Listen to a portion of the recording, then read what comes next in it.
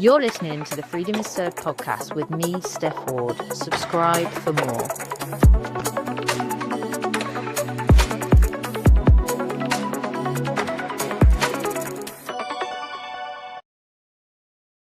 Welcome to Freedom is Served. I'm joined by Dilan Abeya. Hi, Dilan. How are you? I'm very well, thank you. Thank you so much for having me on today.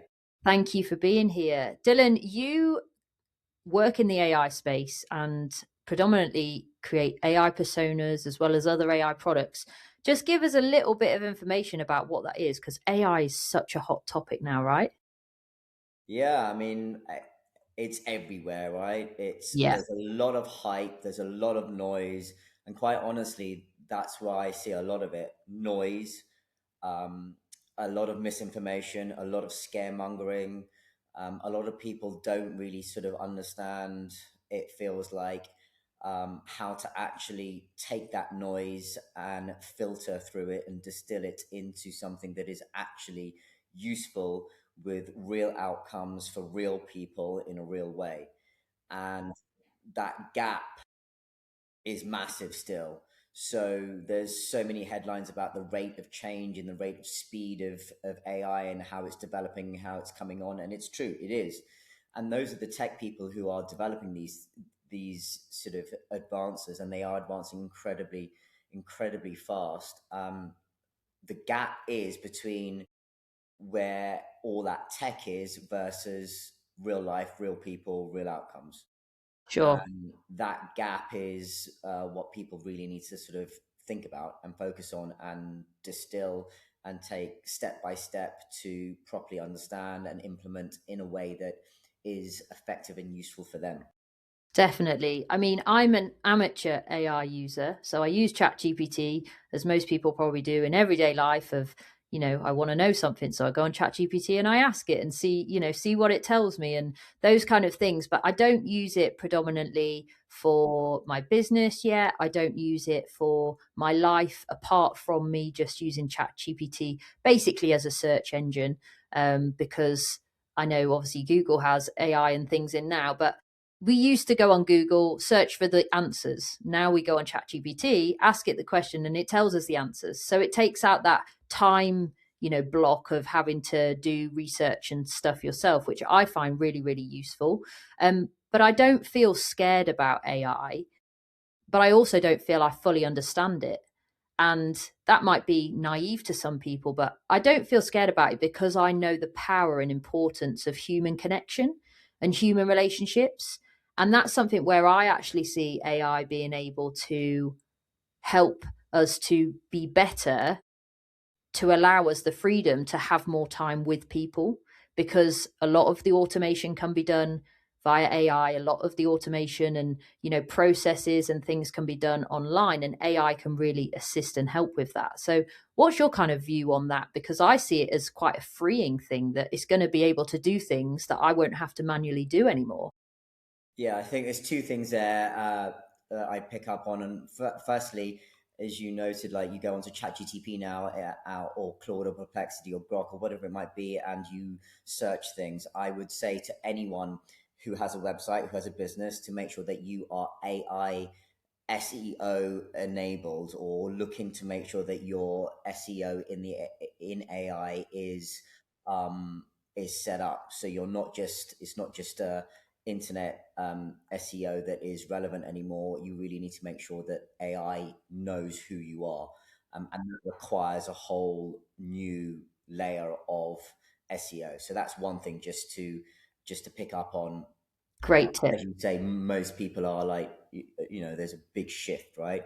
Because AI gives you a response that isn't just a list of names, which is what Google Yes. basically does, right? Yeah.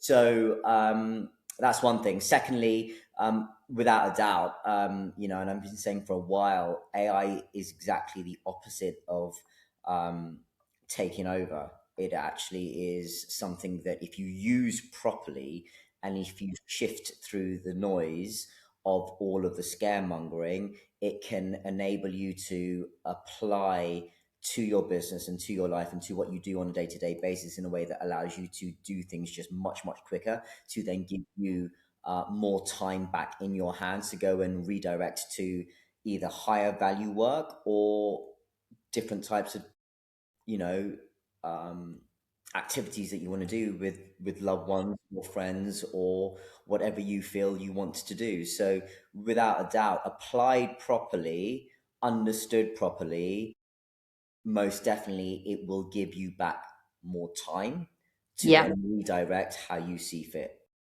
that's amazing. I mean, I completely advocate for freedom to build a life that allows you to spend the time where you want to spend the time with the people you want to spend it with. And so, that automation element and the fact that it can make processes faster when used in the right way is super exciting for me, because that means that I'm going to be able to be around my loved ones more, spend more time with my family, because there's a lot more things now that we can actually put into place where AI can aid us and assist us and like be helpful. Mm. I think, Absolutely.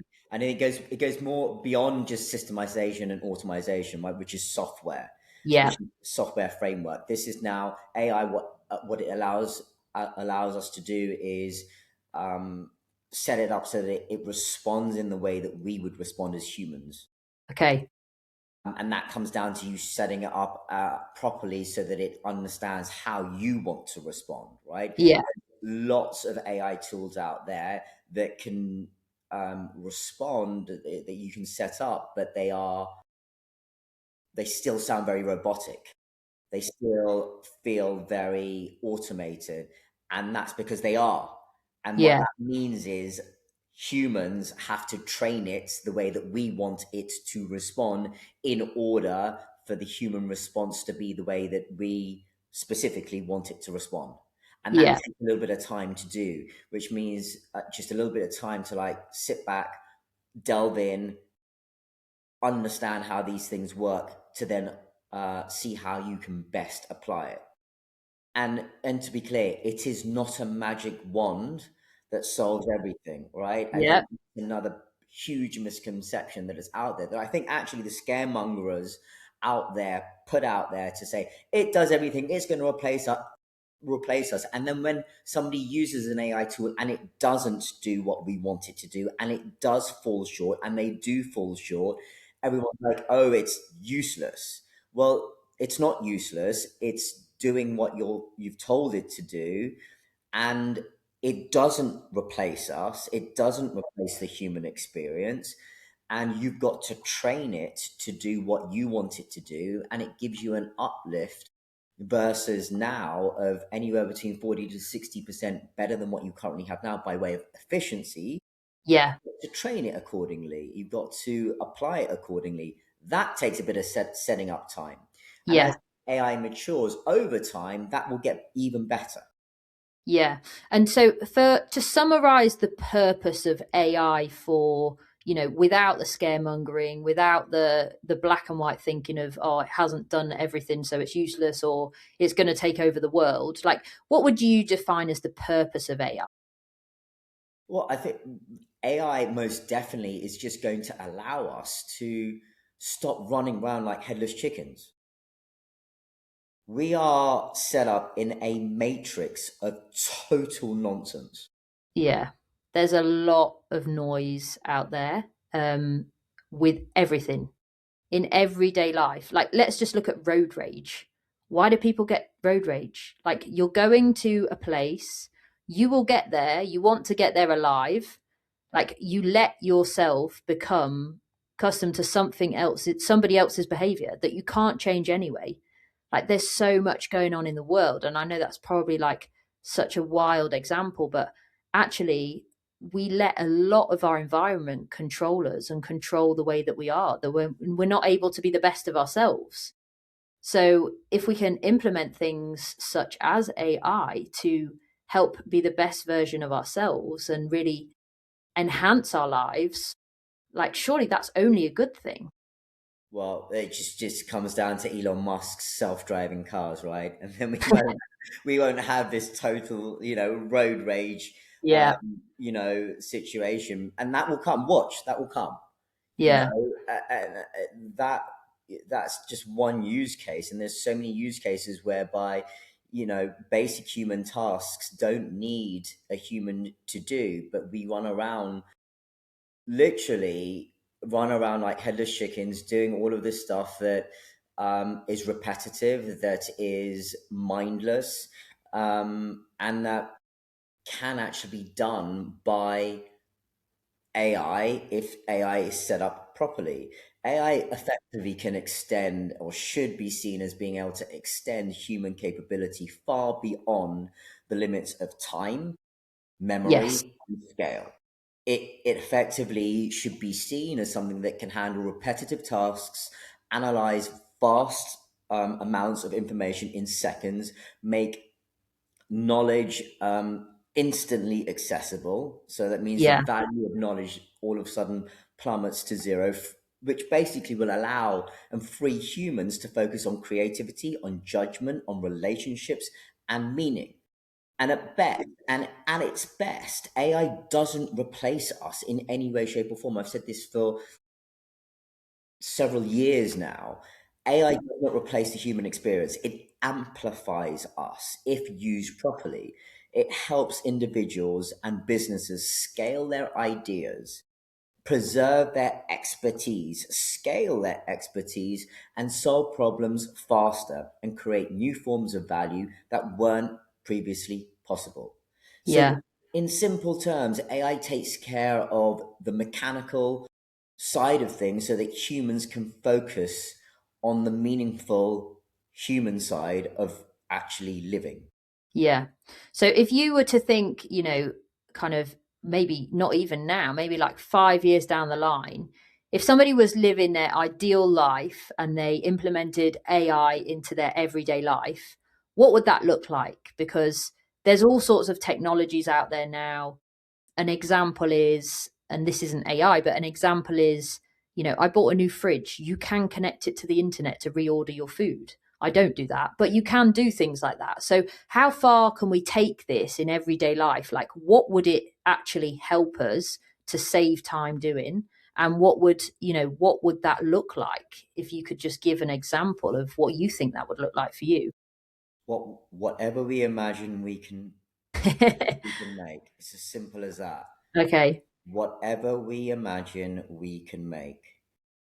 You just have to start on that road if you're at zero and if you've got an idea to get there. So to answer your question about what would it look in 5 years' time, it really depends on how we want it to look. Okay.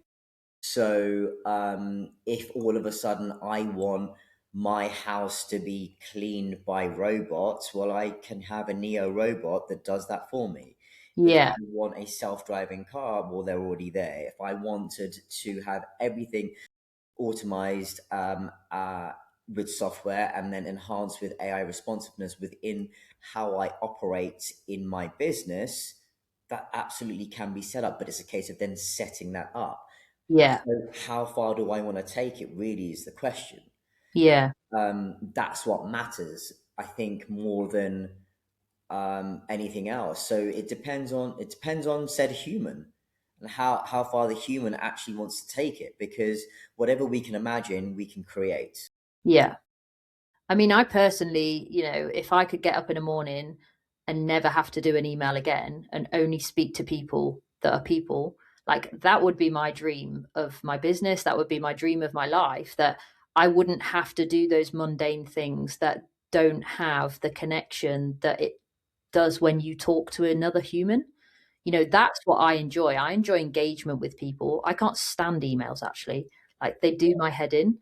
And it's not because you're like I don't mind typing. It's not about that. It's just like there's nothing it's you're just hidden behind this wall of typing and I just don't like it. I just don't really like it. Well, okay, right here, right now, that can be dealt with.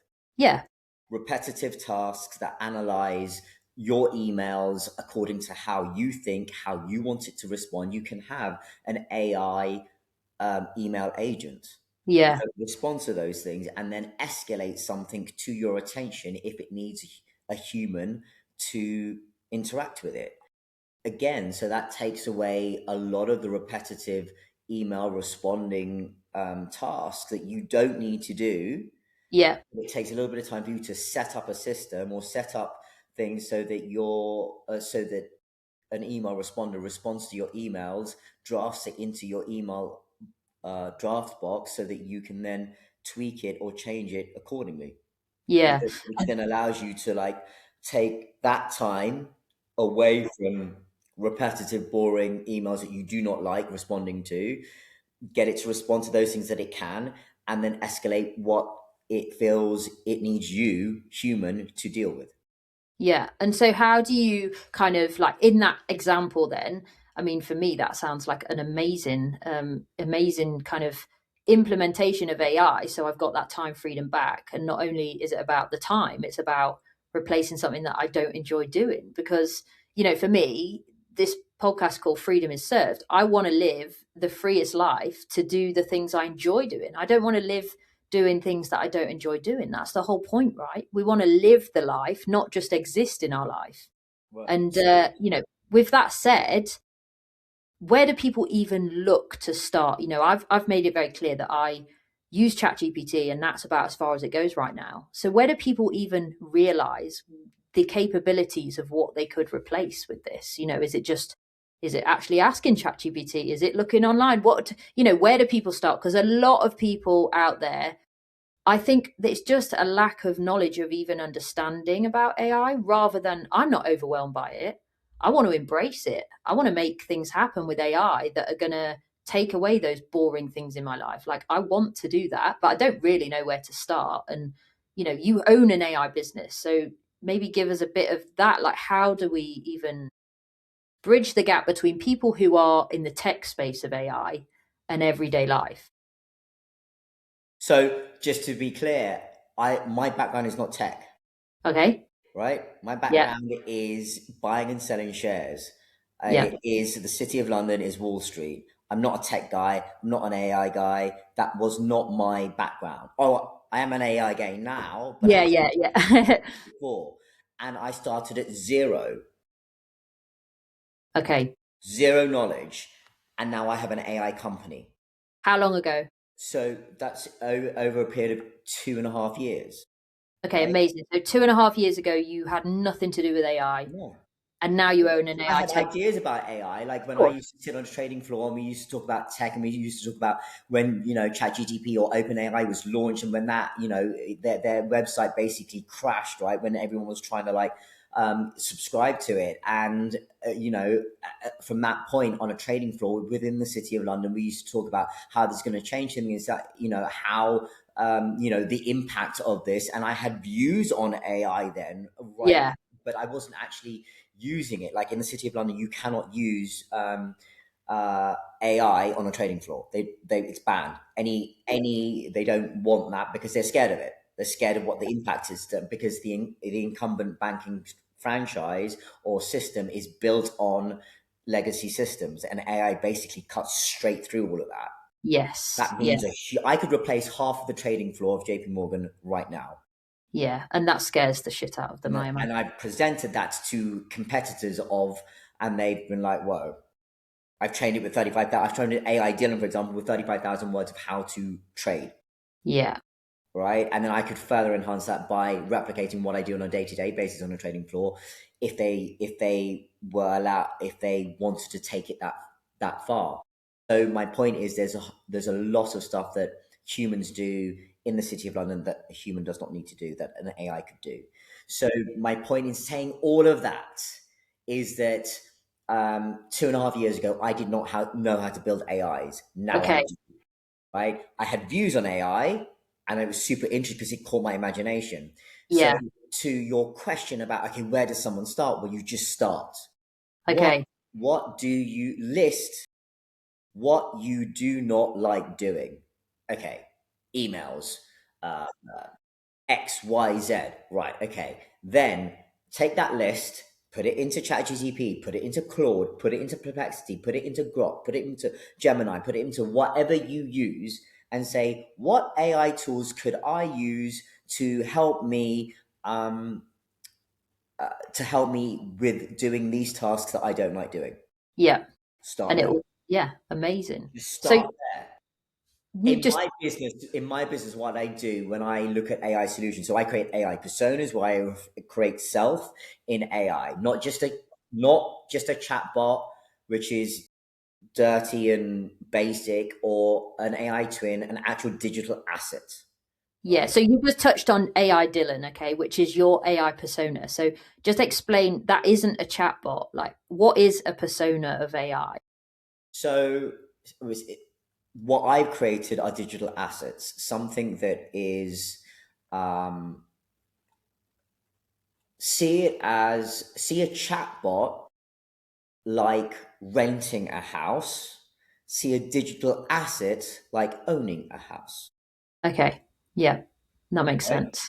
So a digital asset is so your house, you own it, right? And it appreciates in value the more the longer you keep it. The more All you the maintenance, those kind of things. Yeah, if you exactly. extend it. Yeah, When you die, that asset is left to your next of kin. yes, When you die and you rent a house, that's not left to your next of kin. It yeah, goes, right? That's what a chatbot is.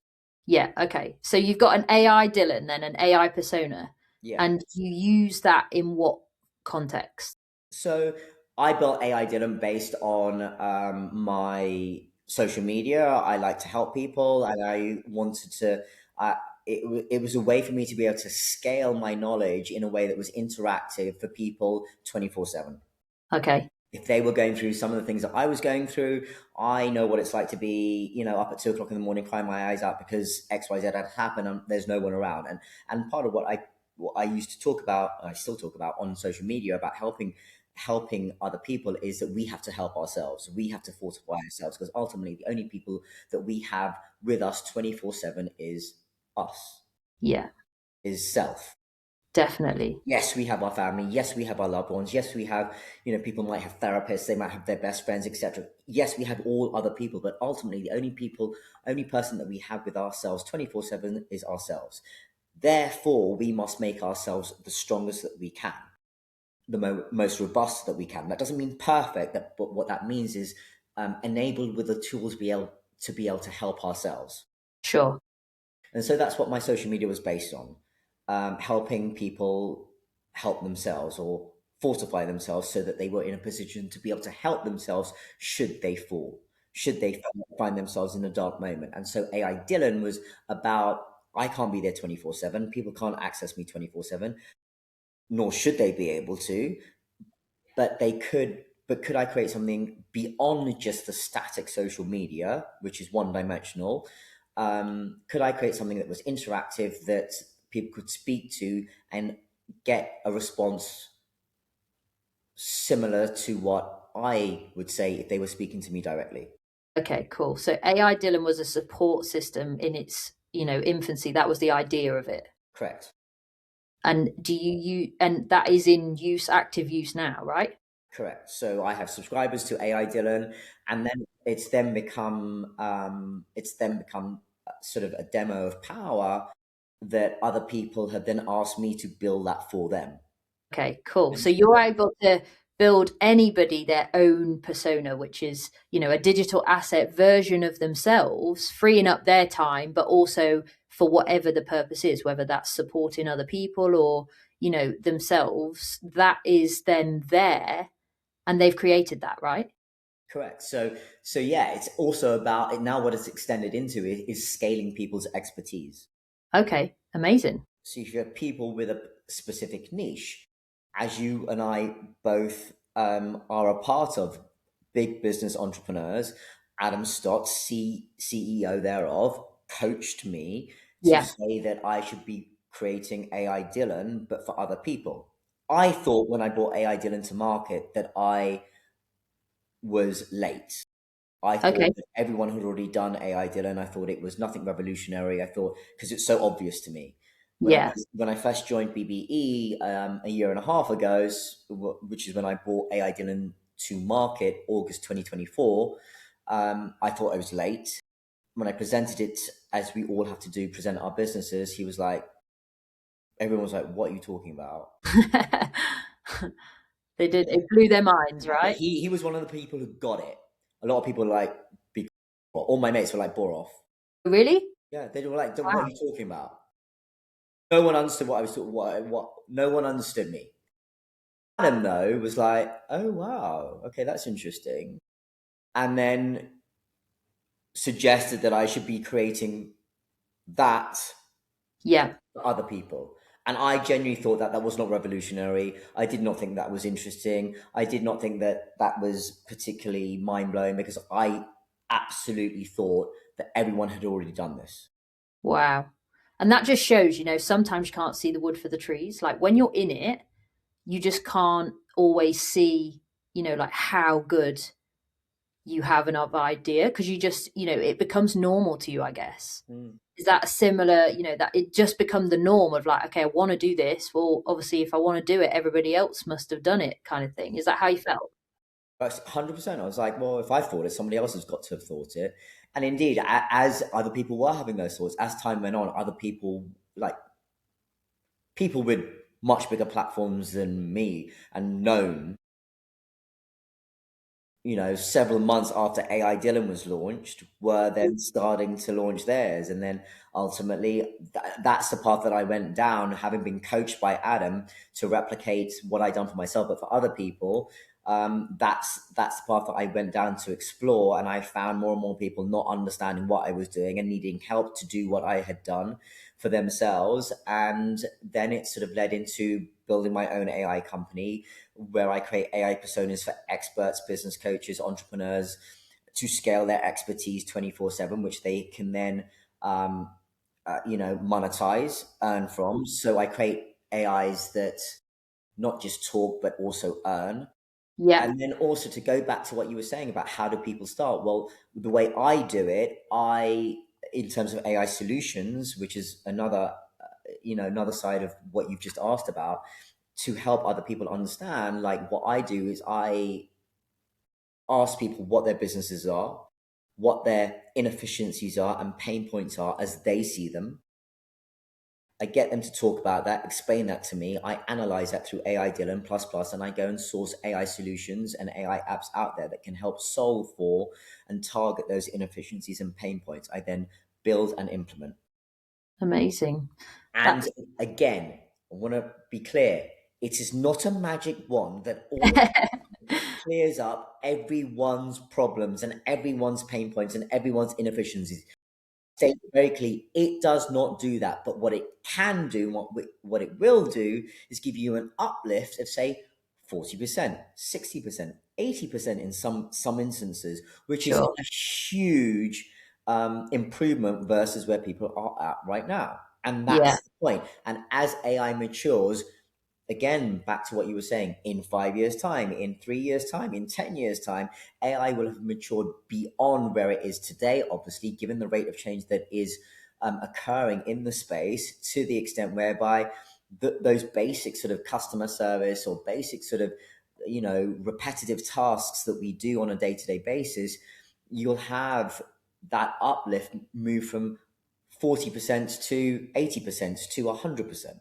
Yeah, definitely. I mean, you've really, in 2.5 years, you've not only created something incredible, but you've taken it international now, right? So you are, killing it in my eyes, definitely. I can only speak for myself, but you're definitely killing it with, just the trajectory of taking an idea and making it work. And aside from the fact that it's AI, and I know that's what obviously the subject we're talking about today, but I just want to commend you on having an idea completely going in a different direction from what you were doing, which was trading in the city, and making it work and building a life that is, the freedom of choice on your terms. You've chosen to do that. You've chosen to change lanes, to switch paths, to do something that you're ambitious about, and I really commend that. And I just wanted to add that in, Dylan, because there's so many people that would already be in a situation where they were making a good living in a good job and just feel there is no way out, and you can't change lanes, and that's just not true. And first of all, thank you so much for that. I really appreciate your very, very kind words, your very generous words. It means a lot to me. So thank you very, very much for that. Without a doubt, people feel that they are stuck, that they have to stay in the rut that they're in. But that again is the matrix within which we are born into, and they want you to stay stuck. They want you to feel like you cannot leave your job, that you cannot leave the corporate world, that you have to be stuck in the construct that has been made for society, because ultimately the powers that be only want people to come and work for them and do what they want for their purposes, as opposed to what's right and beneficial and aligned with what and who we are as individuals. So they want you to take out that mortgage with that huge debt. They want you to take credit cards out with lots of debt, because then that means that you need to service all of that debt and service all of that noise, which means you have to be stuck and stay in that job, and you can't leave because you're like, oh my god, I got to like pay for all this stuff. I got a lifestyle I got to like live up to. I've got private school fees. I got this. I got that. I got whatever it might be. You've got all of these things that we are told we should have as a society, and we get hooked into all of that sort of construct. And then it does make people feel stuck. Oh, to have this lifestyle, I've got to be earning XYZ. And if I leave my job, then I can't service all of this. Therefore, I'll just stay stuck in it. And that's where people end up being in jobs for many, many years, hating what they do and becoming miserable. And they're taught that going to be an entrepreneur, changing lane, is very scary, very risky. We are in a culture where, but you don't want to try that. Taking a risk is like, people only look at risk in this country for sure, and in Europe, they look at risk and they think downside. Yeah. They look at Yeah. new ideas and they think, oh, that's silly. Oh, that doesn't make sense. Why would you think about that? And so you're in also another layer of the situation, is that you're surrounded and you're in an environment and society and a culture that isn't actually very entrepreneurial and isn't very growth mindset, Yeah. save for environments that you and I are in, Hmm. around people like Adam Stott and BBE, and where they foster the opposite. And by no means is being an entrepreneur a safe route. By no means is anything, it is not safe. It is not. There's huge risks.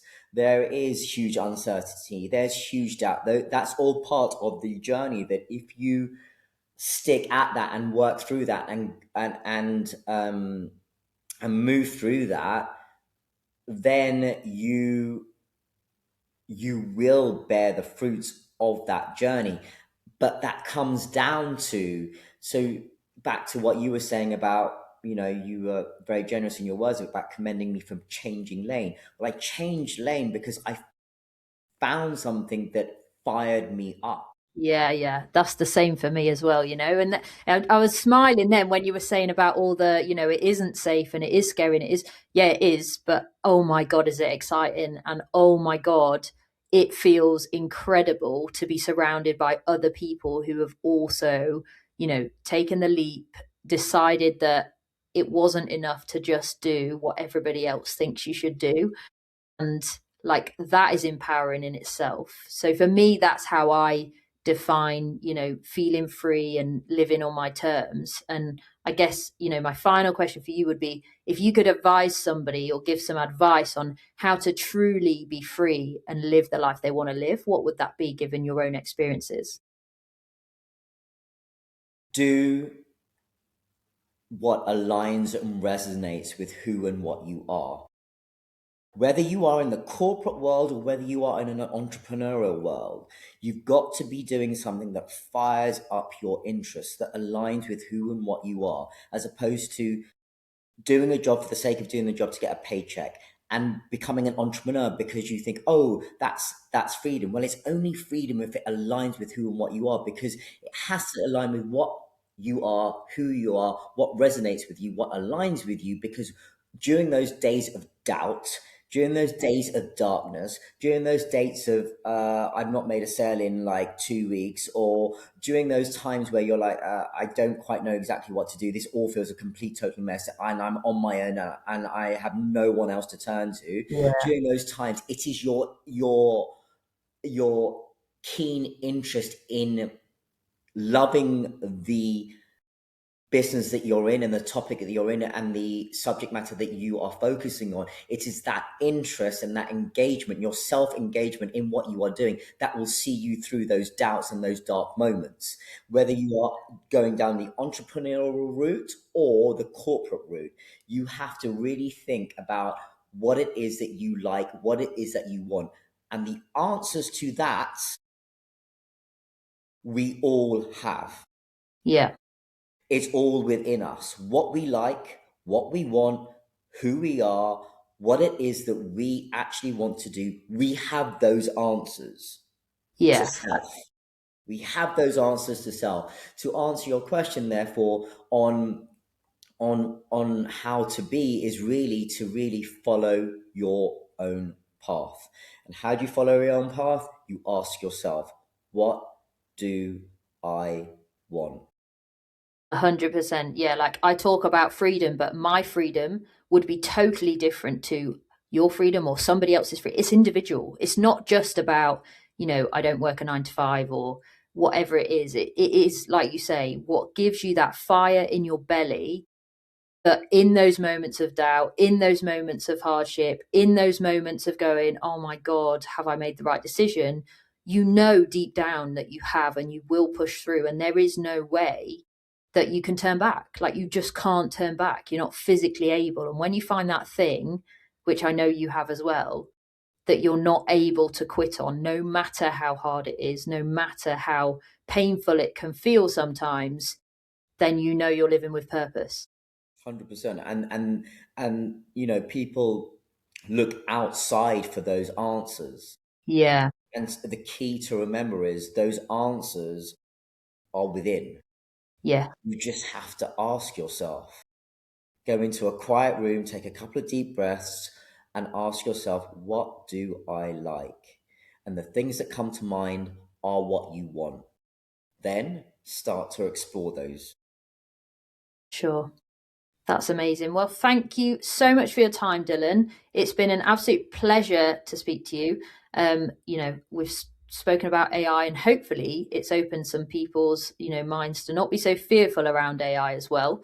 It is exciting. I am totally ready to embrace it in every way. I'm going to be making my list of my tasks I don't like doing, and I'm going to be finding out AI solutions of how I can just, eradicate them from my life and make them simpler and not have to do the boring stuff, because I'm here for a good, exciting, fun life filled with things I want to do. So thank you very, very much for joining me, Dylan, and take care. We will be speaking to you again, I'm sure, at some point when we have more on AI and we have cars that drive themselves and all these exciting things that I'm going to be picking your brains about in the future. Thank you very much for having me. You're listening to the Freedom is Served podcast with me, Steph Ward. Subscribe for more.